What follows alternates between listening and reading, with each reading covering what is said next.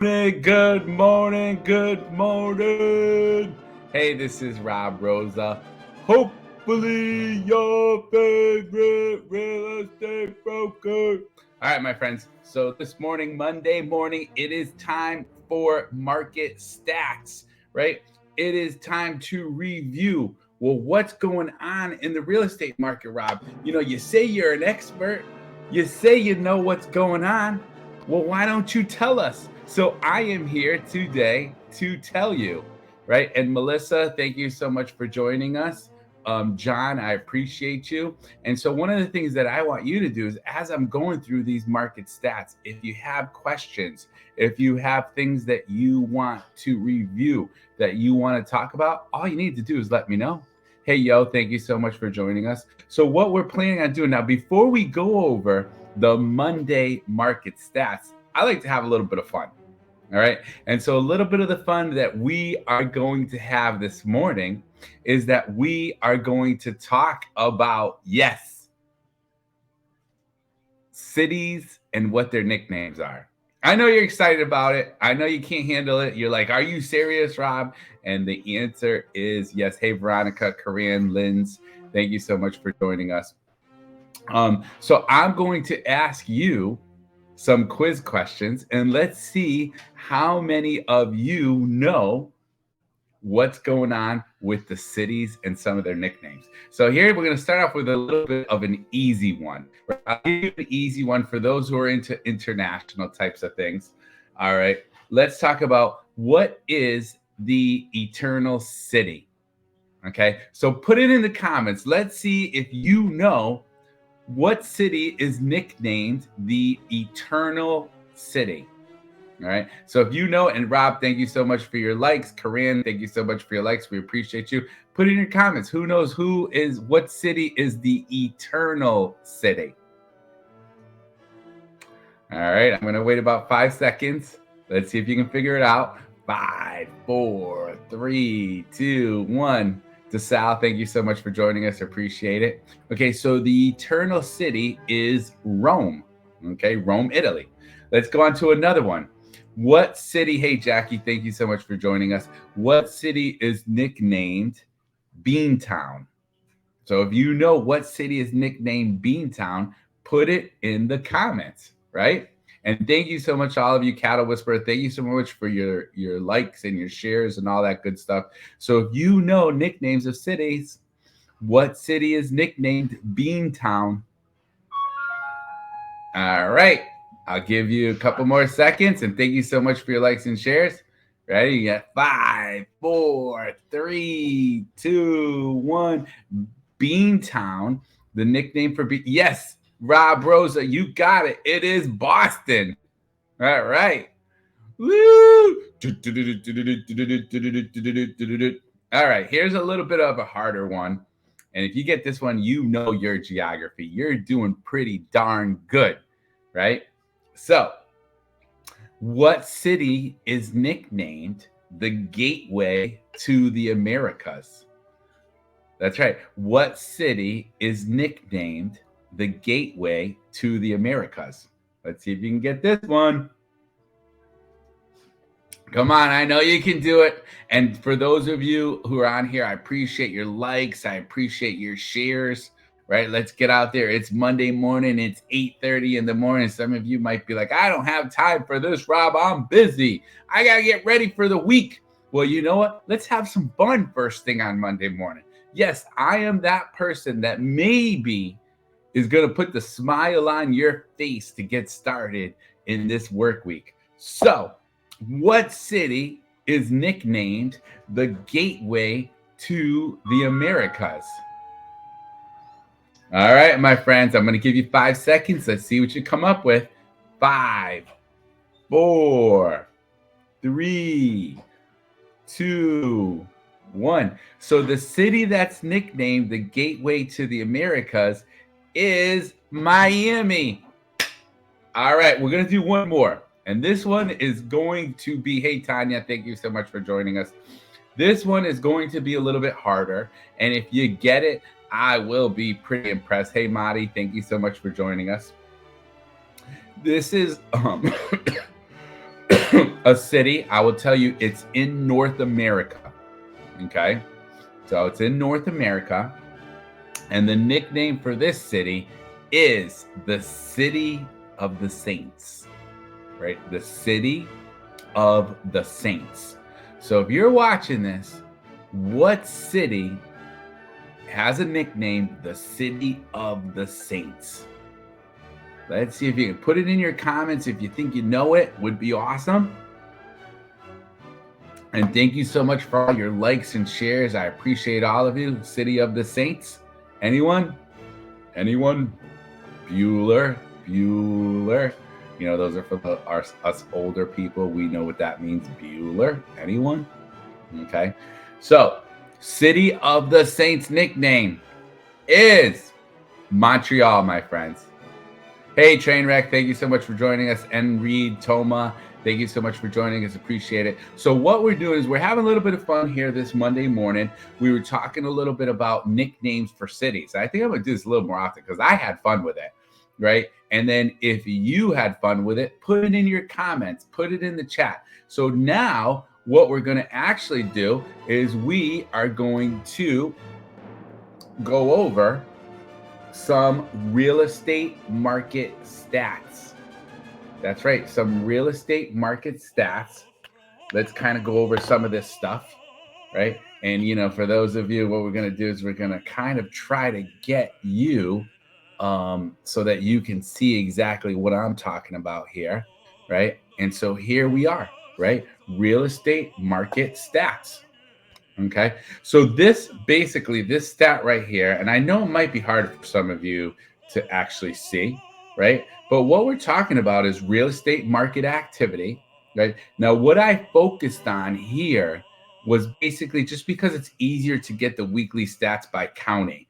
I can get monthly stats by state, you know, meaning like for me, it would be the state of Connecticut, right? I can get those easier on a monthly standpoint, and I can get national stats easier on a monthly standpoint, right? But right now, basically what we're talking about is for weekend in November 4th, you know, and this is data current as of November 14th, is let's talk about Harford County and what's going on with real estate in Harford County, right? What's the latest and greatest for real estate here? Okay, so let's talk about some of this stuff. And it might be, like I said, it might be hard for you to see, but I'm here to review this with you. So as of right now, builder confidence continues to wane because of high mortgage rates. You know, we really don't have a lot of new buildings that are being built here in Harford County, right? It's kind of hard for them to do that because of the, you know, what we're being told, of course, is like the supplies, right? The materials are so expensive. But at the same time, it's been hard because of the interest rates. So according to the National Association of Home Builders, builder confidence in newly built single homes fell 4 points, right? Making it the third monthly decline. And thank you so much for joining us, right? I appreciate all of you for joining us. So it's technically the third monthly decline of building new homes here in Harford County in Connecticut. And that makes it a little bit harder, right? Now, let's talk a little bit about, well, what's going on with single family homes as far as homes that are owned right now that are already built. And thank you so much for your likes and your shares. Tanya, I appreciate you joining us. Cohen, I appreciate you joining us. You know, if you have some comments, please put them in there. Matthew Crossan, I see you got there, New Orleans. So you know, I know it's a few minutes that it came in late, but you, my friend, got the 5 stars for the day. So I appreciate that. All right. So for the week ending November 4th, new listings actually increased 8%, right, to 149 listings. Right. So again, this is on a weekly basis. We've mostly seen new listings on a monthly basis decrease. But I guess we had a little spark, and I did myself personally. I had I have a beautiful new home we put on the market in Middlefield, Connecticut, going for $580,000. I have a 3-family home that I put on the market in New Britain, and I have another single-family home that I put on the market in East Hartford. So when we talk about, okay, maybe for that first week in November, we had a little bit of spike that people are trying to do something last minute, I could see that happening. Now, for this week, pending sales decreased, right? They decreased 12.9% to 142 homes here in Hartford County. And then inventory, exactly how many homes are on the market. So right now there's there were 951 homes that were on the market, which is a decrease of 25% compared to the year before. Now, I mean, compared to the week before. That's pretty crazy, right? All right. So we got that going for us. Now, how about for the total month of October as far as the latest numbers? Well, the median sales price increased. So here in Hartford County, the median sales price increased to 12.4% to $354,000. The days on market decreased 25% to 21 homes. The percentage of list price received increased. So right now, homes were selling at 105.1% on average. So if you take all the homes that were put on the market, right, and you kind of think about, all right, well, you know what? What's going on as far as the actual closing compared to the list price? Well, they're selling for 5.1% more money. Okay. So this is telling you something. If you put it on the market the right way, ask for the right price, and thank you so much for all your likes and shares. I really, really appreciate you. You put it on the market the right way, for that right location, for that right product, you're going to sell on average 5.1% higher than your asking price. Okay. And so now this is a pretty big number. Hey, Kelly, this is a pretty important number. Thank you so much for joining us. Okay. Months supply. So I have been told by more than one real estate guru that if it was a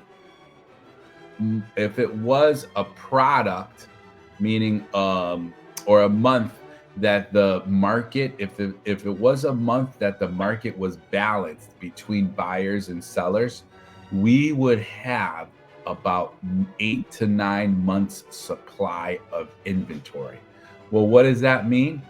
It basically means that we can go like 8 or 9 months without having to worry about running out of homes to sell.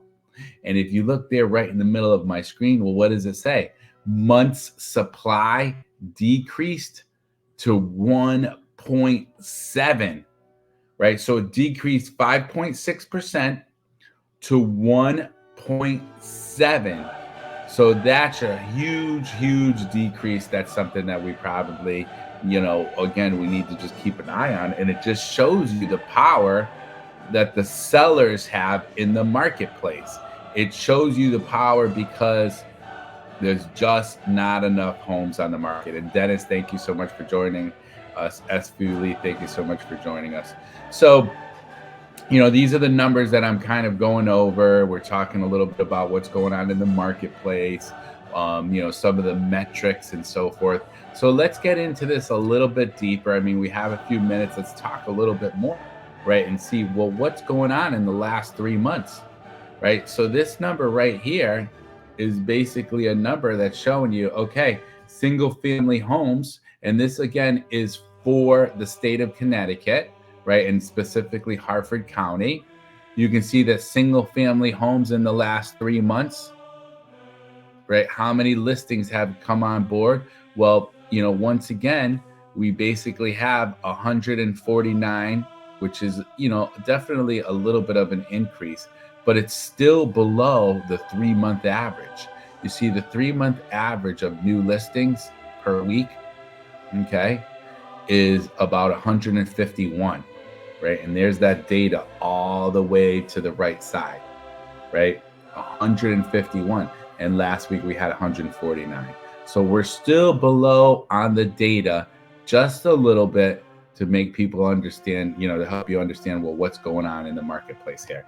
And Arrow, thank you so much for joining us. Yes, the fashionable farmer, appreciate you joining us. All right. Now here is, again, the historical new listing activity. And you can see the darker line, right, is the single family homes. And the light blue line are townhouses and condos. Okay. So if we look at kind of seasonally, and this report helps us to go back all the way to 2015, we had a high of over 450 new homes on the market for that one particular week. That's amazing. If you look all the way over there to the left, and as you go to the right, you can see it's just once 2020 came along, the pattern got lower. The pattern stopped. Okay. Now let's talk about pending sales here in Hartford, right? The last 3 months. Well, if we go all the way to the right and you see right here, that dotted line on the chart, this is last year. 1 year ago, single family homes, right? As far as pending sales, we were higher, right? And this year we're a little bit lower. Now the 3-month average is 137 pending homes for sale. You can see that number right there. Hey, Barbara. Hey, Cannoli. Hey, Catherine. Thank you so much for joining us, right? You can see that for single family homes, the 3-month average is 137 in this past week of data that we have up until November 4th is 142, right? So we're a little bit higher than that. And I appreciate all your likes and shares. Anthony, thank you so much for joining us, right? All right, let's talk about, and here's the chart for historically pending sales, okay? And you can see here, since the wonderful world of about 2021, it's just gone down, down, down because the slope, and you can see the slope is down because of the fact that, again, we have inventory issues. And here we go, the wonderful world of inventory. The story, after a while, my friends, the story does get a little bit old. I'm not going to lie to you, right? I'm telling you what we keep on hearing. But what we're doing is we're trying to work on ways and think about ways in which we can make people understand, it might be actually a great time to put your property, your investment property, your 3-family home, even your commercial property, might be a great time to put it on the market because of the fact that you have such less competition. Like, why would you want to wait? Like, some people are saying, well, I'm going to wait. Well, why would you want to wait when you're going to have so much more competition in the future? And you can see here back in 2015, look at that. We had about 4,500 homes here in Hartford County for sale, at that peak of the summer of 2015 in the last, this is the peak of the last 8 years. Okay, the last 8 years. Isn't that amazing? Okay, and that was right about there. But, you can see every summer is the peak where it's gone up, and then it's gone down and it's gone up. But you see what happened right around 2020. Everybody said, oh, wait a minute, I'm not going to move. I'm not going to sell my home. And, we have had a couple of good years, as far as real estate sales and really helping people, because we've had a lot of people who have decided that they do want to be able to take advantage, or they do want to be able to find a home that they love, that they can just work at home from. But there's also a lot of people who have just kind of like put their, heels in the ground and said, I'm not going to move. And that's it. All right. So days on market, we can see that here in October, right, for single family homes, 21 days on the market on average. For townhouses and condo, hey, Joel B, 14 days. And you can see on average, it's 24 if we look over, for the last year. But for this month in particular, meaning October, that we got the data from, we're talking about 21 days on the market. All right. So that might be something, of course, to think about. Right. And the story, let's talk a little bit about median sales price. So this is the point at which half the sales sold for more and half sold for less. And we don't consider seller concessions in these numbers. And please, as you come up with questions, things you want to talk about, things you want to review, please make sure you put it in the comments, because I love to be able to go over it with you. Right. And of course, I appreciate all your likes and shares. Michael, John, Joel, thank you so much for joining us. So the median sales price is $354,000. Okay, 12.4%. Hey, last minute, thank you so much for joining us here in Connecticut. Median sales price for the month of October. And this is actually higher than the average, because you can see the average is 335,750, right? And so we are, meaning the last month, we did sell homes for better than the average of the last year. So which, basically tells us that's what's happening, my friend, is the prices are going up, right? Even though the interest rates are going up, the inventory is so low, there's so much competition that the prices are still going up. Okay. And lastly, my friends, what I wanted to go over with you is this whole thing about housing affordability. So how much do you know about housing affordability? What does that mean to you? Right. I mean, I know you'll probably understand the words, right? But let's talk about this actual index and how it's defined. Basically, an index of 120, the number 120, means that the median, right, the middle number, half of the people are higher, half of them are lower. The median household income was 120% of what is necessary to qualify for the median price home under prevailing interest rate. So a higher number means greater affordability. And if you look, right, especially for single family homes, a higher number means greater affordability. Well, what happened? 2021, we were at 190. 2022, interest rates started inching up. 118. 2023, 99. And that 99, it actually was at a low in August of 98. If you look all the way to the right, it was at a low. And then September and October, we were at 99. So if we kind of look at this housing affordability index chart, well, you can see since 2015, it's been going for single family homes anywhere between 250-ish, right? Look at that blue line. If you kind of look at the border, up to 330, right? And it's been there 250 to 330. And again, the higher number means greater affordability. But if you look what happened in the beginning of 2022 with this wonderful economy, with the wonderful things that the government has decided to do with interest rates, is everything just slammed to the ground, right? We actually got to that point where these numbers, again, look at the black number, right? If we look at the black number for single family, we went under 100 this year for housing affordability, under 100.